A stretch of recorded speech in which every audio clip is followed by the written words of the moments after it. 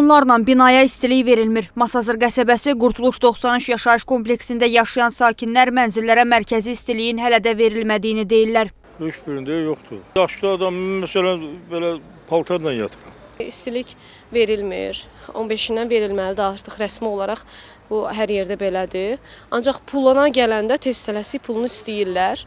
Yəni xəstə var, körpəsi var, qocası var. Sakinlərin sözlərinə görə problemə səbəb istiliyin borcunun ödənilməməsidir.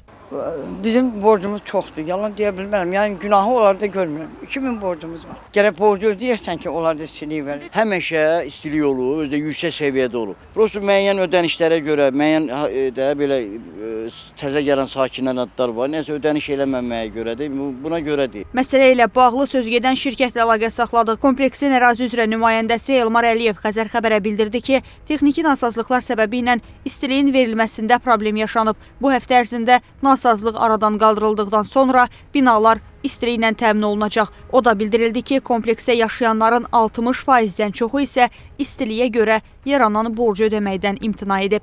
Minaya Zaman, Aydın Bayramov, Xəzər Xəbər.